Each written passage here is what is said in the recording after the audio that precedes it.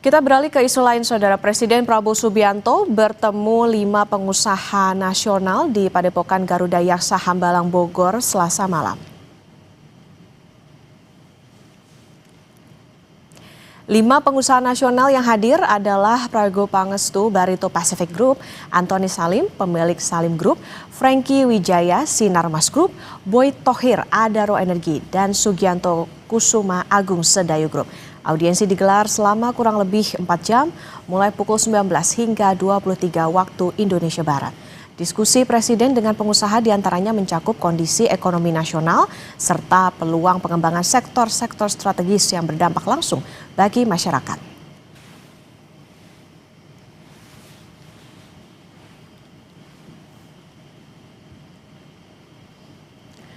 Presiden meminta 5 konglomerat menciptakan lapangan pekerjaan. Saat ini jumlah sektor informal terus naik. Salah satunya ojol. Profesi sebagai pengemudi ojek daring atau ojol kini menjadi pekerjaan lumrah di masyarakat, bahkan menjadi sumber penghasilan utama keluarga. Tingginya permintaan masyarakat terhadap layanan ojek daring membuat jasa antar jemput penumpang maupun barang dengan menggunakan sepeda motor ini sangat dibutuhkan. Hasil survei daring pada 482 pengemudi ojek daring di 17 provinsi di Indonesia menunjukkan mayoritas responden atau 81,5% menjadikan profesi pengemudi ojek daring sebagai pekerjaan utama. Sedangkan 18,5% yang menjadikan profesi ini sebagai pekerjaan sampingan. Artinya profesi ini menjadi tumpuan hidup mayoritas pengemudi. Kendati menjadi pekerjaan utama dan satu-satunya sumber penghidupan, pendapatan sebagai pengemudi ojek daring dirasa masih kurang untuk mencukupi kebutuhan hidup. Separuh responden mengaku rata-rata pendapatan kotor yang diperoleh dalam sehari 75.000 sampai 100.000. Kondisi ini membuat banyak pengemudi ojek daring harus rela bekerja lebih lama demi mendapatkan penghasilan lebih. Hasil survei Litbang Kompas yang dilakukan pada 19 Januari hingga 2 Februari 2026 juga mendapati 6 dari 10 responden bekerja lebih dari 9 jam. Bahkan 32,2% responden mengaku bekerja lebih dari 12 jam untuk mendapatkan tambahan penghasilan. Biaya operasional untuk bahan bakar dan konsumsi pengemudi bisa mencapai 30 sampai 50% dari pendapatan.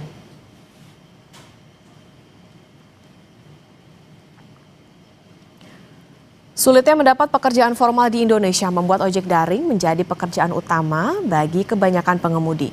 Pendapatan yang mereka peroleh dalam sehari juga tidak tentu.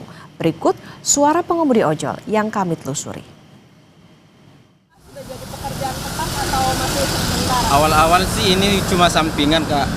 Tapi sekarang udah jadi pekerjaan tetap utama.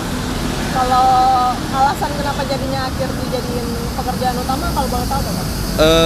Sekarang dulu waktu ini jadi sampingan, pekerjaan utama saya kan jaga toko gitu. Sekarang udah nggak maju lagi tokonya. Sekarang udah fokus ke Gojek ini. Sekarang utama. Tahun berapa, Pak, pindah dari sampingan ke utama? Semenjak ya 2017-18 lah. Alasannya kenapa, Pak? Ya, sekarang cari kerjaan susah lah. Apalagi umur kita kan udah nggak memenuhi syarat lagi untuk cari kerja. Oh, jadi lebih mudah diterima ya? Iya.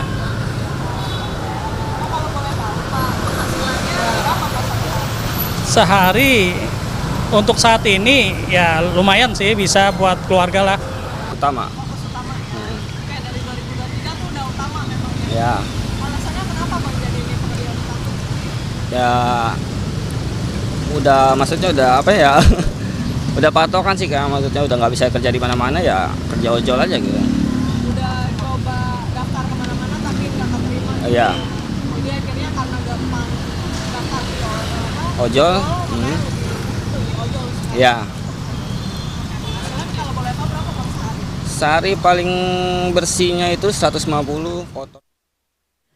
Pengemudi ojek daring alias ojol awalnya menjadi pekerjaan sementara, namun saking terlalu panjangnya kini menjadi profesi utama. Kompas Bisnis telisik isu pekerjaan yang masuk kategori informal ini karena pendapatannya tak tetap. Sudah ada Deborah Laksmi Indraswari, peneliti Litbang Kompas. Selamat pagi Mbak Debi. Selamat pagi, Mokta. Oke, Mbak Debi, menarik nih. Survei Litbang Kompas terbaru bilang lebih dari 80% pengemudi ojek daring atau catatannya 81,5 ya. Betul. Ini menjadikan pekerjaan ini sebagai profesi utama. Tapi sebetulnya gambarannya tren secara 3-5 tahun terakhir itu seperti apa sih Mbak Debi? Oke, baik, Mokta. Jadi untuk survei kami memang baru dilakukan pada Februari ini, melihat bahwa 81% responden kami menyatakan driver ojol itu sebagai pekerjaan utama. Kan tapi jika ditelik ke belakang sekitar 5 tahun 6 tahun lalu ketika saya survei tahun 2019, memang kebanyakan pada saat itu mereka menjadikan driver ojol sebagai pekerjaan sampingan. Tetapi banyak juga mereka yang mulai menjadikan pekerjaan ini sebagai pekerjaan utama. Jadi memang sudah ada peralihan begitu, Mbak Ova. Oke, sudah ada peralihan. Kalau kita bicara soal ojol kan kayak gig ekonomi nih, artinya kan Betul. pekerja lepas gitu ya. Nah, kelompok dan usia ataupun pendidikan mana yang paling dominan jadikan ojol ini sebagai pekerjaan utama Mbak Debi catatannya? Baik, jadi survei kami nih Mbak Okta, kami menemukan bahwa mayoritas itu berasal dari tingkat pendidikan SMA dan setingkatnya begitu. Kemudian untuk usia memang rata-rata di usia produktif dari 25 tahun sampai 39 tahun, tetapi ada juga mereka cukup banyak 47,5% itu berasal dari kelompok usia 40 sampai 54 tahun. Artinya memang cukup lanjut gitu. Oke, berarti ini dalam usia produktif ya kebanyakan. Oke, nah kalau itu kan tadi kalau SMA mayoritas Mbak, ada nggak yang pendidikan yang lainnya juga misalnya S1 gitu? Iya, memang kalau S1 dan S2 dari responden kami ada, tapi jumlahnya tidak begitu besar, hanya 15,1% untuk S1 dan 0,2% yang S2. Jadi memang ada tingkatan sarjana itu menjadikan driver ojol sebagai pekerjaan utama, tapi ada juga yang sampingan. Tapi memang mayoritas semuanya adalah pekerjaan utama. Oke, mayoritas adalah pekerjaan utama. Oke, Mbak Debi, mayoritas ini mereka kalau dari catatan atau dari hasil survei ini adalah mereka yang mantan pekerja formalkah atau mereka yang korban PHK atau justru lulusan baru tapi tidak melihat potensi cari kerja akhirnya beralih jadi ojol? Betul, kalau dari survei kami kebetulan tidak menanyakan soal hal itu secara detail, tetapi kalau dilihat dari tren ketika saya melakukan survei juga pada tahun 2019, memang rata-rata mereka berasal dari pekerjaan formal, banyak juga dari pekerjaan formal, kemudian ada badai PHK, ketika COVID gitu ya, yang mereka akhirnya tidak memiliki pekerjaan beralih ke driver ojol. Namun banyak juga mereka yang berasal dari pengangguran. Jadi memang ada beragam, tapi tidak menutup kemungkinan perubahan ini terjadi dari pekerja formal ke pekerja informal seperti driver ojol seperti itu. Oke, nah Mbak Debi, apakah pendapatan ojol sebagai pekerjaan utama itu rata-rata bisa dikatakan cukup untuk memenuhi kebutuhan hidup layak di kota besar atau seperti apa? Karena kalau dari Litbang Kompas itu kan memang mereka merasa masih belum cukup ya gitu untuk bisa memenuhi kebutuhan itu. Baik, Mbak. Kalau dari survei kami menemukan bahwa lebih dari 50% atau sekitar 75% itu menyatakan bahwa pendapatan sebagai driver ojol ini sangat kurang. Begitu, kurang mencukupi kebutuhan sehari-hari. Kenapa? Karena memang dari sisi pendapatan sehari-hari itu mereka harus mengeluarkan biaya operasional juga seperti bensin, makan, dan juga biaya servis yang cukup membebani para driver ojol ini gitu, Mbak. Oke, berarti itu datanya ada berapa Mbak? Misalnya mereka harus mengeluarkan berapa persen dari pendapatan yang didapat 75 sampai 100 ribu per hari itu? Ya, jadi kalau dari pendapatan mayoritas 46,8% menyatakan mereka mendapatkan 75.000 sampai 100.000 setiap harinya itu kotor. Kan tetapi biaya operasionalnya juga cukup tinggi, 25.000 sampai 50.000 atau kalau dihitung-hitung sekitar 30 sampai 50%. Jadi memang cukup membebani para driver ojol gitu, Mbak. Itu sudah dipotong dengan ini nggak? Misalnya ada program-program hemat atau misalnya yang lebih cepat dapat customer gitu? Ya betul, jadi memang ini belum dipotong, jadi memang ketika mereka menyatakan bahwa pendapatannya 75.000 sampai 100.000 itu kotor, bisa jadi karena ada potongan juga dari pihak aplikator dan juga ada program hemat dan juga beberapa program-program lainnya gitu seperti slot dan lain sebagainya juga cukup menguras pendapatan mereka sehari-hari gitu, Mbak. Oke, siap. Dan saudara, nanti kami akan lanjutkan kembali usai jeda, tetap bersama kami di Kompas Bisnis.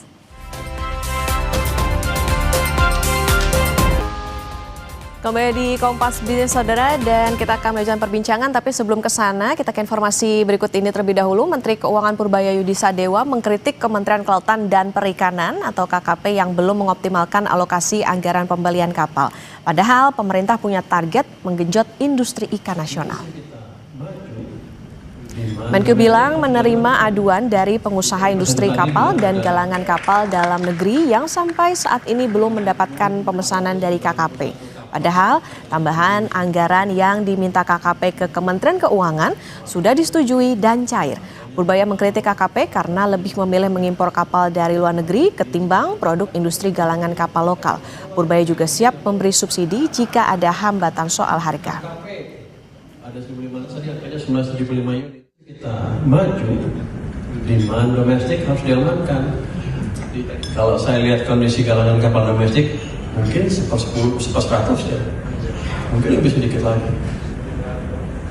Alahannya harganya mahal, bahan bakunya mahal, dipajakin segala macam. Kan bisa datang ke saya kalau itu, saya nolin aja. Kalau perlu saya subsidi kalau emang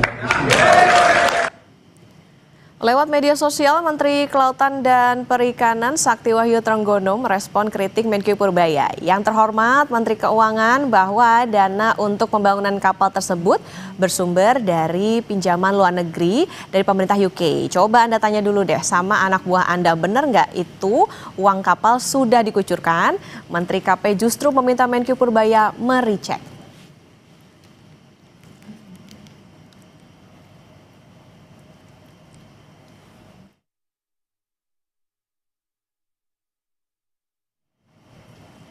Nah, saudara, kita akan melanjutkan perbincangan bersama dengan Deborah Laksmi Indraswari, peneliti Litbang Kompas. Mbak Debi, kita lanjutkan kembali soal ojol ini. Nah, Mbak Debi, tadi ada beberapa catatan. Nah, kalau driver ojol atau yang menjadikan ojol ini sebagai pekerjaan utama, itu tuh bisa dikatakan gini nggak, lebih rentan secara ekonomi dibandingkan dengan pekerja formal?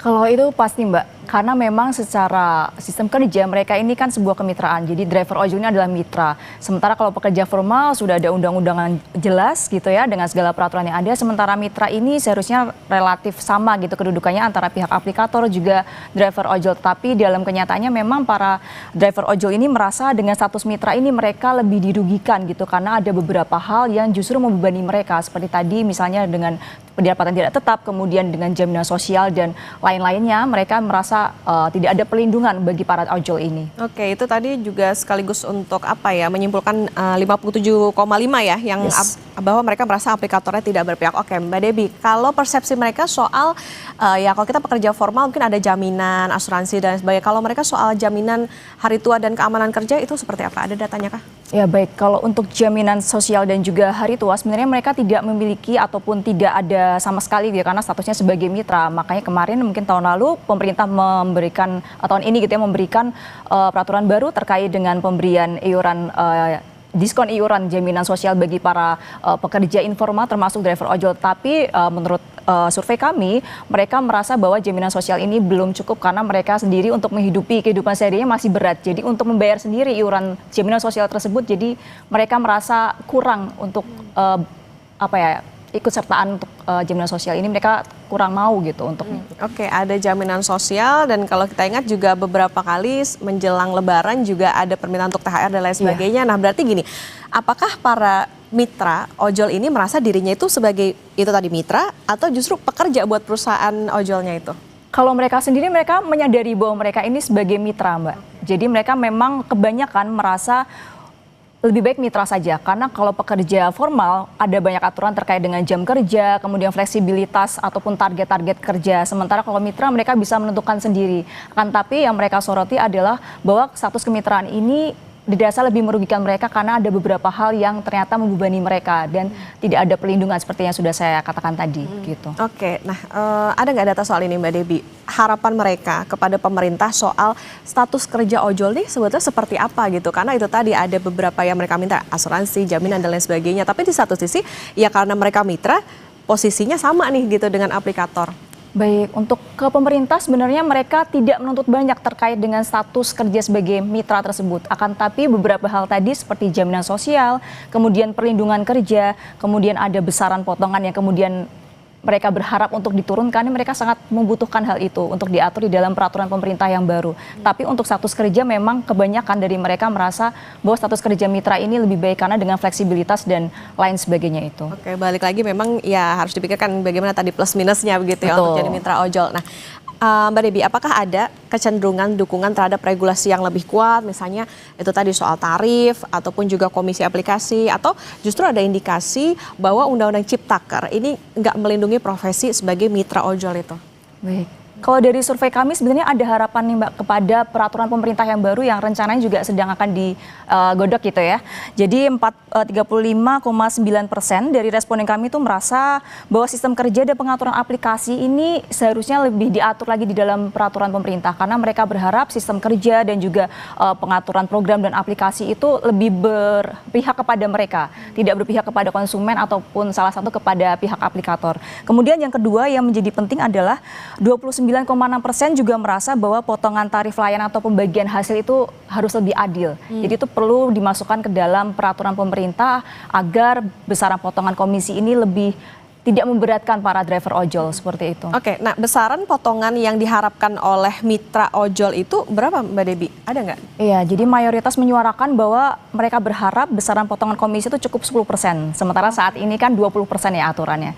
Jadi 20% dari apa yang mereka dapatkan sehari-hari itu dirasa memberatkan sehingga mereka merasa bahwa ini harus dikurangi menjadi 10%. Gitu. Oke, berarti ini juga sekaligus menjelaskan bahwa tadi ya mayoritas merasa kurang adil antara aplikator dengan mereka sebagai mitra. Oke, Mbak Debbie, kalau dampak pekerjaan ojol terhadap kehidupan keluarga, kemudian jam kerja dan juga kesehatan itu seperti apa sih? Baik, karena tadi sudah disinggung gitu ya bahwa driver ojol ini menjadi pekerjaan utama, artinya bagi keluarga mereka sebenarnya ini menjadi jalan ataupun solusi bagi kehidupan mereka. Karena di satu sisi saat ini sedang mencari pekerjaan susah, tapi sebagai driver ojol dengan syarat dan kemudahan yang ada, mereka bisa menjadi driver ojol itu sudah cukup membantu mereka untuk memenuhi kebutuhan sehari-hari. Akan tapi perlu diingat kembali bahwa di sisi lain mereka berjuang juga di jalanan nih Mbak Okta. Mereka mayoritas bekerja lebih dari 9 jam, bahkan ada yang lebih dari 12 jam, kemudian dengan pendapatan yang seadanya dan juga masih ada potongan serta biaya operasional itu ternyata kurang cukup untuk memenuhi kebutuhan mereka. Artinya memang di satu sisi driver ojol ini menjadi profesi yang menyelamatkan mereka, tapi di sisi lain mereka juga harus bertahan dengan kerentanan dan juga ketidakpastian itu begitu. Oke, ada pekerjaan tapi ya balik lagi ada struggling masing-masing. Ini tentu harus jadi catatan bagi pemerintah ya soal keberadaan dari mitra ojol ini, bagaimana bisa adil baik untuk aplikator supaya bisa tetap dengan bisnis, tapi juga di satu sisi bisa menguntungkan dan juga bisa memberikan jaminan juga bagi pekerja ojol yang tadi dikatakan rentan. Terima kasih peneliti Litbang Kompas Mbak Deborah Laksmi Indraswari sudah bersama di Kompas Bisnis. Sehat selalu Mbak Debbie. Terima kasih Mbak Okta. Saudara, pemerintah mengguyur insentif Lebaran 2026 berupa diskon tarif angkutan umum dengan nilai total mencapai 911,6